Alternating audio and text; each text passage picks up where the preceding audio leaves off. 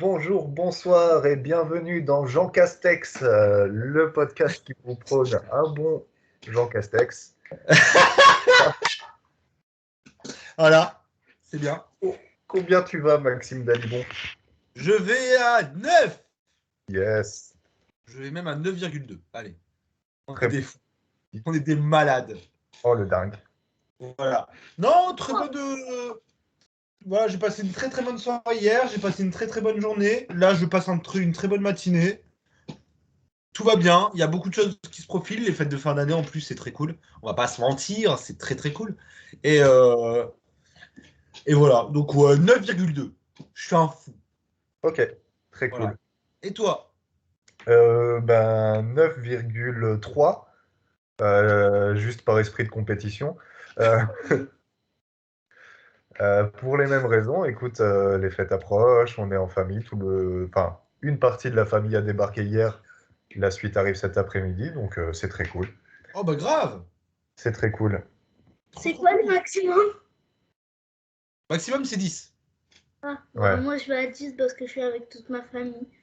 Oh, trop mignon. Eh ben, t'as bien raison. C'est Allez, très, très... d'amour. Oui. Est-ce que tu as un film à nous conseiller? Oui, j'ai un film à vous conseiller.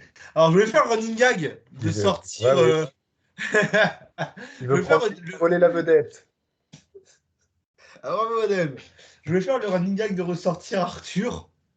Bon, je vais pas le faire. Un peu, ouais. Okay. Oui, mais je vais pas le faire. Non, est-ce qu'on a déjà parlé de film français? On a déjà parlé de film français, mais on n'en parle pas souvent. Non, moi j'avais parlé de Slalom quand il est sorti que j'avais bien aimé. Oui. Et j'avais parlé de Gagarine, qui je maintiens est un super film que je mettrai sûrement dans mon top 10. Oui, on fera des petits top 10 pour la dernière, pour la qui arrive. Vas-y, grave. Mais là, du coup, je voulais parler d'un film français un peu culte, donc je pense que tout le monde l'aura déjà vu. Mais quand même, en vrai, je regardais un peu mes DVD, je me suis dit, bon, de quoi je vais parler? Et j'ai vu ce DVD, je me suis dit, bon, je vais en parler. Oui, très bon choix, très bon choix. Bien évidemment. Bien sûr. Mission Cléopâtre. Le 3e meilleur film français. Eh, incroyable. Après, bien évidemment, Bienvenue chez Ch'ti et Qu'est-ce qu'on fait pour mon Dieu. Bien sûr, bien sûr. T'es bien bienvenue chez les ch'tis. Non, c'est une blague. Ah. Bienvenue chez Ch'ti, c'est pas incroyable, mais c'est pas non plus catastrophique. Comparé aux autres films de Danny Boone. Mais bon. Mais c'est quoi les deux premiers que tu mettrais avant celui-là? Moi, je mets Un singe en hiver en 1 et La haine en 2. Ok. Ouais. Ok. Moi je veux Non, mais Astérix et Obélix Mission Cléopâtre, bah déjà, film culte. Est-ce que j'ai besoin de l'expliquer, d'expliquer vraiment le synopsis? Non, c'est la série Les Aventures d'Astérix et Obélix avec Cléopâtre, d'où le nom. C'est réalisé par Alain Chabat, ce génie, Alain Chabat, donc avec un casting incroyable. Enfin, tout le monde a sa place dedans. Et puis ouais, dans les répliques sont cultes. Ça a été réalisé en 2002. Les effets spéciaux, je les trouve vraiment quali. C'est tourné fin 2001 et c'est sorti en 2002, ouais. Ok, ouais. Les effets spéciaux, je les trouve vraiment quali. Et d'ailleurs, je vais me le remater. Je sais pas, je vais me le remater cet après-midi, quoi. Ça me donne envie. Les effets spéciaux sont vraiment quali. Les acteurs sont très très bien choisis. Même les petites surprises, par exemple, à la fin, là, les trucs avec il y a Zizou et tout, c'est très bien amené, je trouve. Enfin, c'est vraiment. L'histoire tient bien la route. Non, c'est vraiment un très très bon film. Il y a 5 Robin des Bois sur 6. Donc moi, je valide de ouf. Parce qu'ils sont Bien pas évidemment. dans le film au complet. Et là, ils sont presque tous là. Et puis cette scène incroyable entre Pef et Pascal. Quand je baisse le bras, t'envoies. Bon, c'est mal fait. Oui, non, mais il y a des trucs dedans. Il y a des... tellement de trouvailles dans ce film. Moi, je sais qu'il y a des trucs que j'ai capté que la 5e ou la 6e fois, genre la référence au radeau de la Méduse et des trucs comme ça, c'est trop, trop fort. C'est trop fort. C'est pour ça qu'il faut que je le revoie, parce que je pense qu'il y a encore des trucs où je vais me dire, oh purée. Non, c'est très fort, c'est très travaillé. C'est pas juste comme maintenant, et c'est ce que je reproche un peu aux films français de maintenant, aux comédies, en tout cas aux comédies françaises de maintenant, parce que c'est un peu erroné de dire les films français, non, les comédies françaises de maintenant, c'est trop simple. Ouais. Ça enchaîne les blagues et tout. Là, c'est pas juste un enchaînement de blagues. Il y a vraiment une vraie trame narrative. Il y a un vrai travail aussi sur la réalisation, sur l'image, sur le son. Sur le son Ouais. aussi. Il y a un vrai travail en fait. C'est La pas séquence juste animée, hein. la séquence animée, c'est génial. Il y a un vrai travail, vraiment, et c'est génial. Et c'est ça qui rend le film aussi qualitatif. Je Voilà. crois que c'est le premier film en plus qui a vérifié quand même, hein. Mais il me semble que c'est le premier film qui produit aussi, hein. Je crois que c'est le premier film de chez WAM. Possible. Est-ce qu'il y a chez WAM dans les prods en bas? Alors, non, bah, je pense. Je vais vérifier l'info vite fait. Ouais, vas-y. Parce que là, je ne vois pas. Ouais, j'arrive pas à voir. Ah, si, peut-être là. Si, mais c'est pas le premier. C'est Didier le premier. Il était déjà produit aussi par Chabrol. Ok. Ok, ok. Et deux, ouais. Ouais, mais du coup, très très bon film. Et très bon Astérix, le meilleur des Astérix. Parce que Ouais, je sais qu'on n'est pas d'accord sur le fait que sur le premier, moi j'avais beaucoup aimé ouais, Astérix Obélix contre César. Toi, je sais ouais. que t'aimes pas. Mais du coup, celui-là est vraiment, mais c'est le meilleur Astérix. Et après, bon, c'est parti en couille. On va pas. Après, c'est un peu plus compliqué, disons-le. Ah ouais, c'est très compliqué après, hein. À part ceux en animation d'Astier, c'est très très compliqué. Ouais, Astérix et Obélix aux Jeux Olympiques. Quelle catastrophe. Ouais, je vais faire comme s'il n'était pas là parce que je n'ai pas, Vas-y, j'ai pas t'inquiète. envie de me laisser déconcerter par ce jeune chenapan. Chenapan. Vas-y, va, toi, du coup. Eh bien, moi, je vais parler d'un énorme coup de cœur récent que c'est West Side Story. West Side Story de Steven Spielberg, qui est époustouflant, qui est meilleur que l'original de Robert Wise de 61, tant sur le fond que sur la forme, qui est une leçon de cinéma, qui est un de mes Spielberg préférés. D'ailleurs, je l'ai trouvé 6e dans le classement des meilleurs Spielberg par Télérama, et je suis pas loin d'être d'accord. Je verrai avec un peu de recul, mais il y a moyen. Waouh. Spielberg continue à nous montrer la part d'enfance qu'il garde en lui et qu'il exploitait déjà avec brio avec Ready Player One, et bien sûr dans d'autres films plus vieux comme E.T. Euh, T'aurais pu rebondir, il aurait pu dire qu'il a vu E.T., mais non, il n'en profite pas, tant pis pour lui. Ah, j'adème. Ah, adème, Ah, adème. il est pas encore chroniqueur pro, voilà, il a encore du travail. Ouais, c'est tout. On va te remplacer par Edouard Malagré. Non, c'est non, c'est très bien, c'est plus porté encore sur la gentrification que le premier West Side Story qui en parlait un petit peu, mais qui parlait quand même surtout de la ville et un petit peu de racisme, forcément. C'est plus sombre, les symboliques sont plus fortes. Tu as vraiment un enfermement progressif du personnage principal joué par Ansel Elgort, même dans la caméra, comment il est filmé dans certains plans. C'est vraiment incroyable. Euh, les comédiens sont très bien choisis, parce que le problème de celui de Wise, c'est que c'est pas des portoricains, sûrement parce que c'était plus compliqué aussi à l'époque, mais en tout cas là, on a vraiment des portoricains qui jouent leur rôle et qui sont excellents danseurs, excellents chanteurs, excellents comédiens aussi. C'est très émouvant, c'est vraiment virtuose. Euh, donc voilà, je recommande fortement West Side Story, qui est plus cinématographique que tout ce qu'on a pu voir récemment au cinéma. Ok, eh ben, je vais aller le voir. Regarde mon dessin. Ouais, je l'ai vu, il est trop beau. Regarde. Je comptais en parler un peu plus tard, mais c'est pas grave. Ah zut! Ah, le spoil! Ouais, Ah! Ah, le Mais spoil. il est très beau. Vas-y, Louis. Est-ce que tu as une série dont tu aimerais nous parler? Ah, malheureusement, série, j'ai fait le tour. Ahmed, tu, Ouais.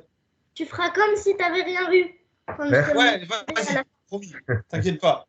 Je suis comédien pro, t'inquiète pas, ça va le faire. Non, malheureusement, j'ai pas de série. Bah, j'ai un peu fait le tour. Comme j'ai toujours dit, hein, je suis très peu série et là, j'ai un peu fait le tour. Ok, Alors, pas de à souci. toi, vas-y.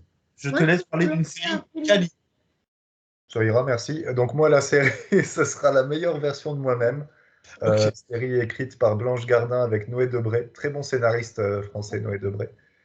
Euh, Donc une série à l'image de ce que fait Blanche Gardin d'habitude, très corrosive, très provocatrice. J'ai trouvé ça fabuleux, j'ai eu du mal à accrocher au début, mais au final j'ai vite accroché et vite été très intrigué par où elle allait aller, parce que c'est très jusque-boutiste. Une vraie proposition radicale avec un personnage qui te rend de plus en plus dingue parce qu'elle s'enferme dans ses convictions personnelles. Pour l'expliquer en quelques mots, en fait, le pitch, c'est que Blanche Gardin arrête l'humour parce qu'elle se rend compte que ça lui fait du mal, même à son corps. Hein, elle commence à avoir des problèmes de transit qu'elle ne comprend pas. Et elle se rend compte que s'il faut arrêter l'humour, il faut arrêter de se faire du mal. Et elle se retrouve dans des trucs un peu extrêmes de il ne faut plus manger, il ne faut plus se nourrir que par la lumière et des lubies un peu comme ça, Ok. un peu bobo, un peu taré, quoi. Euh, les apparitions de Louis C.K. sont over the top.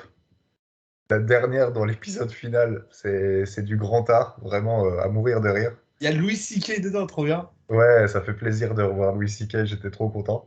Ah, tu m'étonnes. C'est vraiment un désengage en règle des petites lubies bobo, écolo un peu extrêmes qu'il peut y avoir parfois, et même du féminisme radical et plein de thématiques actuelles qu'elle avait envie d'aborder. Et ça va laisser plein de gens sur le carreau. D'ailleurs, j'en ai parlé avec des collègues qui, eux, n'ont pas aimé. Ok. Et moi, je recommande fortement. Essayez de voir au moins un épisode pour vous faire votre avis et voir si vous allez accrocher. La meilleure version de moi-même de Blanche Gardin. On recommande. Est-ce que tu as une musique dont tu aimerais nous parler? Oui, c'est tout. Non, Tu peux nous la dire? bien évidemment. Non, très très récemment, j'ai découvert une artiste alors, que je connaissais forcément de nom, mais dont j'avais jamais écouté les chansons. C'est Lana Del Rey. Ah Et oui. j'aime Ouais. beaucoup. Yes. Mais genre, j'aime beaucoup, beaucoup. Ok, gros coup de cœur.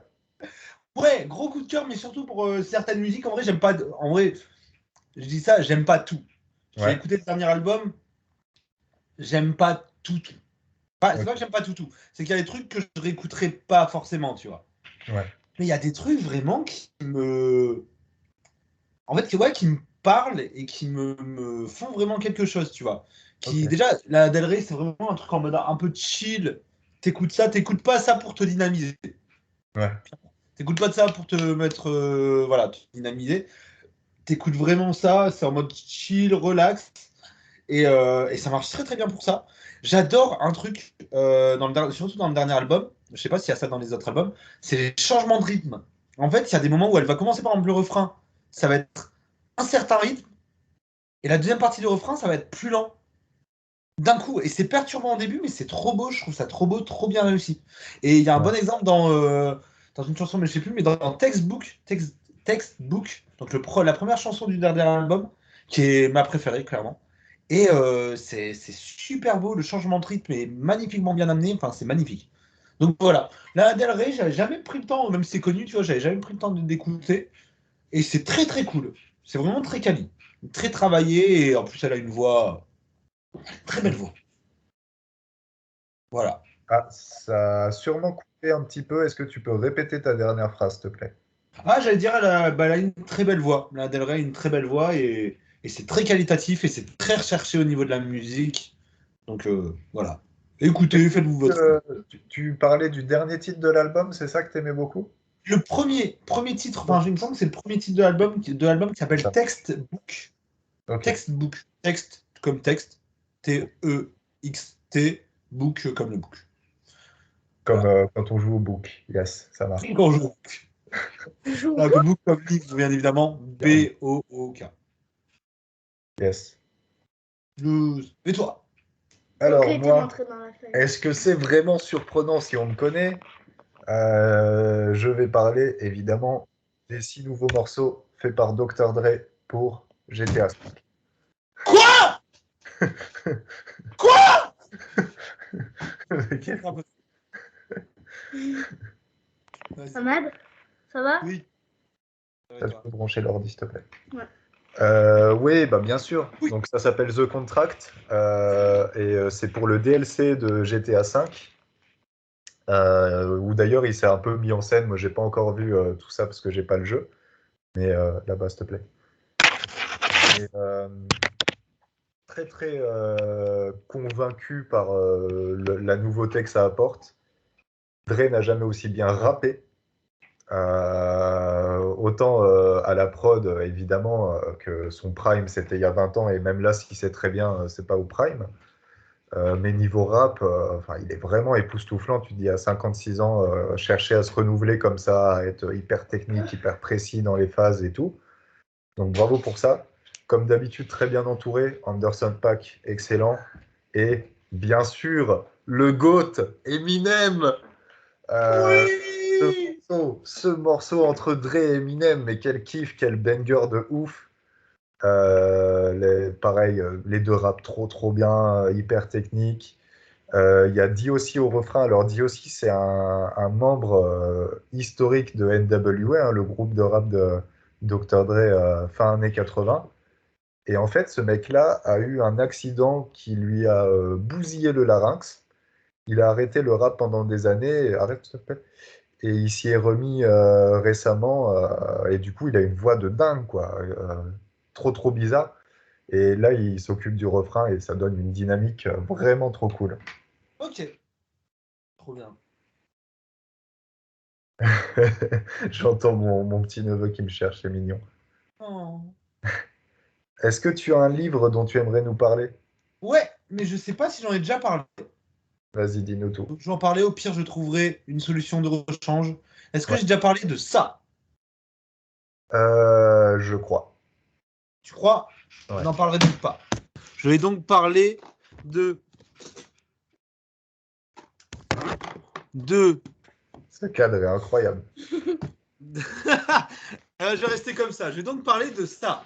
Alors, ça, qu'est-ce que c'est? Alors, C'est le youtubeur, mais qui assume pas trop, donc il veut pas qu'on voit sa tête, tu sais. ça serait où? Salut les gars, alors aujourd'hui, on va vous parler de... Alors, les gars, aujourd'hui, on va vous parler de... Non, je vais vous parler. Alors, c'est un livre que j'ai pas encore lu. C'est une BD que j'ai pas encore lu, mais que je trouve incroyable, même dans le. Enfin, l'idée est incroyable et je trouve Ouais. la première de couverture très très belle. Chercher la BD Rudy Gobert, s'il te plaît. Une odeur de soufre. Ouais. Voilà. Ok. Et attends, c'est l'auteur en haut, c'est ça? Je pense que l'auteur il est là, Ouais, c'est ça, Samta. Saptar. Je pense, Ok. ouais, je pense Je que connais ça pas du c'est tout Guidi, ça. c'est le nom, je pense. D'accord. Donc ça c'est le premier tome. Et alors je les ai pas encore lus, mais il faut vraiment que je les lise. Pour Elle France, à la médiathèque de Villeneuve d'Ascq et je dois leur rendre, donc je vais leur rendre. Donc voilà, on va pas se mentir. Mais ça a l'air très très bien en fait. En gros, c'est l'histoire d'un petit garçon qui du coup qui veut dormir et en Ouais. fait qui va vivre des aventures extraordinaires. Donc on sait pas si ce sont ses rêves ou non, mais j'ai l'impression que c'est plutôt la réalité. C'est vraiment un petit qui va vivre des aventures un peu extraordinaires avec des monstres, etc. Et je trouve l'idée très très belle. Je trouve les images, j'avais eu l'occasion de le feuilleter, c'est pour ça que j'en parle quand même pas dans l'inconnu. J'avais eu l'occasion de le feuilleter un petit peu et de lire quelques passages, et je trouve les images vraiment très quali. Ouais. Et ouais, l'idée est trop cool. Les monstres sont magnifiques, le petit bébé est très mignon. Je sais pas comment il s'appelle, mais il est très mignon. Tu vois, genre cette image-là, je la trouve trop belle. Ouais, super, ouais. Belle Tu vois? composition et tout, ouais. Tu vois, la composition, etc., je trouve ça vraiment très beau. Mm. Euh, et du coup, ouais, ça m'intéresse vraiment. Il faut que je lise. C'est vrai que j'ai eu une longue période sans lire, Ouais. mais il faudrait que je recommence avec des BD parce que ça m'intéresse vraiment. Et cette BD-là, je pense début 2022. Et en fait, il y a deux tomes. Enfin, j'en ai vu deux tomes. Il y a celui-là, premier tome, et il Ok. y a celui-là. Le Deuxième. piège. Ok. Voilà. Et du coup, ouais, ça m'intéresse vraiment. Je trouve l'idée très bonne. Je trouve la composition très qualitative, les images, tout ça. Je trouve vraiment ça très très beau. Et voilà. Donc du coup, si vous voulez si vous voulez une idée de BD un peu quali qui est, enfin, moi ça, c'est magnifique. Super beau, ouais. C'est Tu vois? français? Hein. Hein bah, continue, s'il te plaît. Je pense que c'est Elle français. est elle est dans le salon, elle est en évidence. Je compte sur toi. Je pense que c'est français. Ok, c'est quel format? C'est 48 pages ou c'est plus? C'est plus. Ah, c'est clairement plus. C'est une centaine de pages. Là, il y a le Ah deuxième ouais, tome, c'est il y des a gros CD. 116 pages. Ouais, c'est du 116 pages. Et peut-être le Ok. premier, il y en a peut-être un petit peu moins. Non, ouais, c'est 116 pages aussi. Voilà. C'est du 116 pages. Et c'est. Non, c'est très qualitatif. Hein. Très hypé. Je les ai pas encore lus, Ouais. mais je pense que je peux en parler sans risque. Je pense que quand je vais lire, je vais sûrement être assez comblé. Vu l'image et vu l'histoire et vu tout ça. Voilà. Cool. Et toi? Alors, à la base, je voulais reparler de Baudelaire et de la biographie qu'avait fait Sartre, euh, qui est complexe à lire, mais bien sympa encore pour comprendre un peu le personnage de Baudelaire. Mais au final, je vais rester un petit peu dans ton thème, je vais en profiter, parce que j'ai lu la BD de Rudy Gobert, donc le basketteur français qui évolue en NBA, qui s'appelle Bash. Je lis rapidement le pitch. Une odyssée sportive fantastique. À travers l'univers, un sport règne en maître, le bash, un basket spectaculaire et brutal pratiqué par des athlètes surentraînés. Depuis les quartiers pauvres de Nevilia, le jeune Rudy rêve d'inscrire son nom dans la légende de ce sport et travaille sans relâche pour développer son talent. Ses aptitudes éveillent rapidement la jalousie pour certains et l'intérêt pour d'autres, ainsi qu'une menace venue du plus obscur recoin de la galaxie. Donc on comprendra évidemment que c'est une espèce d'auto-fiction dans un monde parallèle ou futuriste, quoi. C'est très cool. On sent qu'en fait, Rudy Gobert, c'était un mec sûrement biberonné aux comics, parce que le Ok. style est vraiment très proche de comics américains, de BD de super-héros, en gros, quoi. Et, euh, et c'est très sympa à suivre. En fait, c'est assez simple. C'est même parfois un peu appuyé, parce que je pense que ça vise un public assez jeune. Mais ça reste très cool à lire. Et bien écrit, les dessins sont très beaux. Fait par LF Bay, si je lis bien. Euh, et non, non, c'est bien dynamique. Ça mériterait limite presque une adaptation en petit dessin animé, tu vois, en quelques épisodes, ça serait sympa. Et j'espère que ça va marcher pour lui, parce que la fin est cool et elle donne envie d'avoir deux, trois autres tomes. Tu sens qu'il parle un petit peu de trucs intérieurs dont il avait envie de parler, sur son rapport au basket, sur comment il a dû se battre pour arriver au top niveau et se battre en permanence. Mm. Moi, Rudy Gobert, c'est une personnalité que j'aime beaucoup, qui peut paraître un peu prétentieuse, mais qui, pour moi, est surtout l'histoire d'un mec qui a jamais rien lâché, quoi, qui a toujours tout donné pour arriver au max de ses capacités. Ouais. Et du coup, je suis content qu'il arrive à illustrer ça un petit peu par la fiction. Ok. Merci. La voilà, parfait. Adem arrive à pic. Je trouve la une très très belle. Ouais, oui, oui, complètement. Et vraiment, les dessins, comme je te dis, font très comics et sont hyper cool et hyper ludiques à lire. Ok. Euh, la dimension politique est un peu balourde. C'est un petit peu ce que j'aurais à lui reprocher. Mais ça te gêne pas dans la lecture et ça reste bien sympa. Ok. Donc c'est coécrit par Rudy Gobert et un mec qui s'appelle Vince Serrano. Et ouais, c'est bien ça, les dessins sont de LF Bay. Ok. Ah, c'est super beau. La première de couverture C'est couverture est très très magnifique. belle, ouais. Ah C'est ouais. clair. Tous. Est-ce que tu as une recommandation de type numérique? Écoutez, aujourd'hui, je vais vous parler du site de Pôle emploi. Non, sur YouTube. Ouais, Alors pareil, je pense pas que j'en ai déjà parlé, mais un petit doute.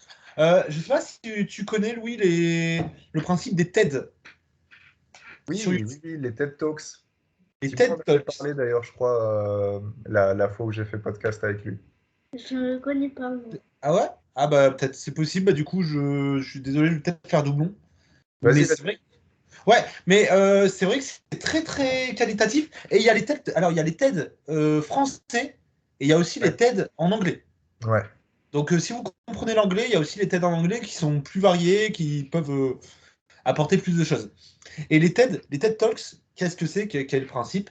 C'est juste tout simplement des conférences, en fait, des extraits de conférences qui parlent de tout. Il n'y a pas de sujet précis.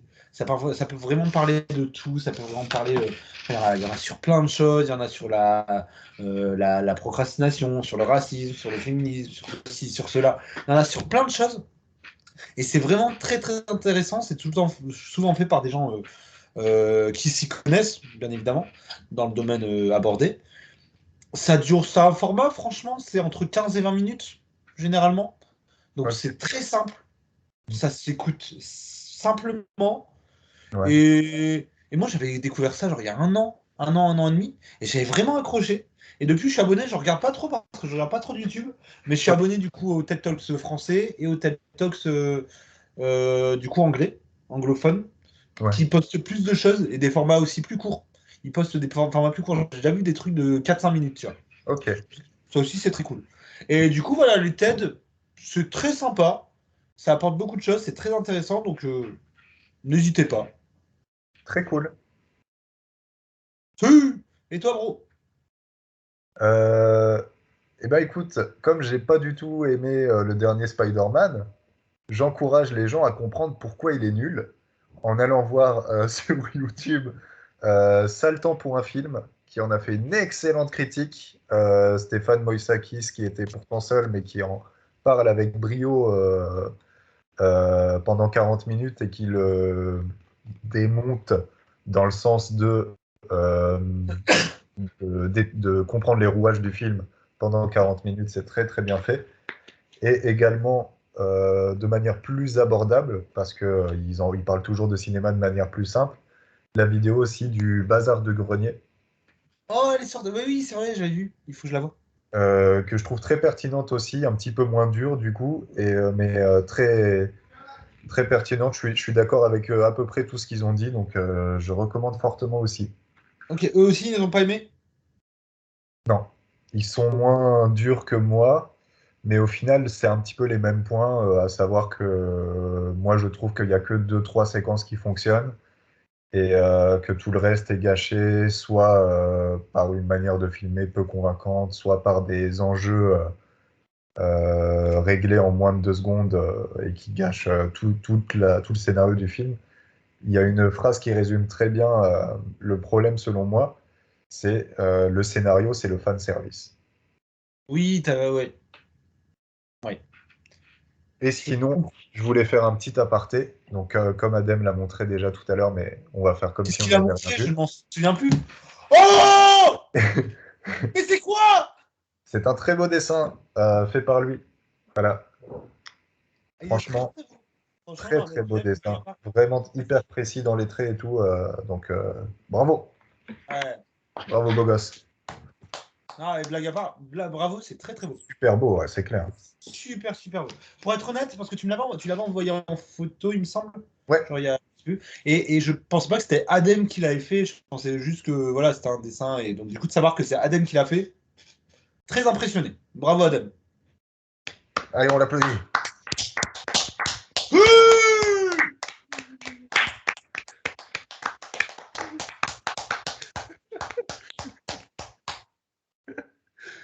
Ah,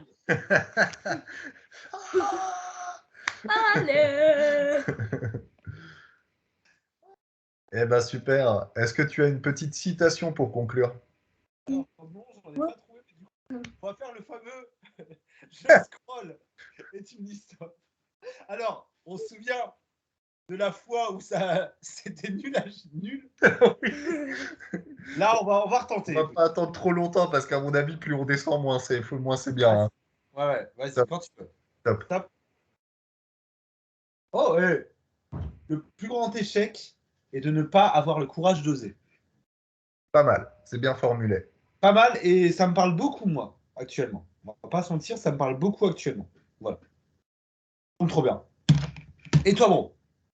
Alors, moi, j'ai choisi une pensée de Lume, donc un philosophe, sur son livre Silence, qui est une phrase que beaucoup de gens ont déjà entendue, que je trouve très, très bien formulée aussi.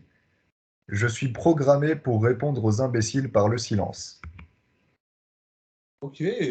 Donc, qui a été détourné de plein de manières possibles, hein. Tu as déjà dû l'entendre sous la forme on répond aux imbéciles par le silence, tu vois. Ouais. Donc voilà Ok, ça va bien. ce genre de phrases qui ont des centaines d'années, mais qui ne vieilliront malheureusement jamais. C'est vrai. Voilà. Eh ben écoute, très content d'avoir fait ce podcast avec toi, cette avant-dernière déjà. Oh. Ouais, mais on a un autre principe, on a un autre concept pour après. On parlera de Spider-Man, ça va être cool. Oui. Ah oui, mais c'est vrai, mais oui, attends, bah, t'as encore de la dispo là? Ouais? Bah écoute, on va enchaîner avec le 5 minutes chrono si t'es chaud. Non. Non, vas-y, carrément. Ok, eh Carrément. ben écoutez, bonne suite de Jean Castex à tous. Et on se retrouve dans une semaine a priori. Salut, salut les copains. Salut, salut!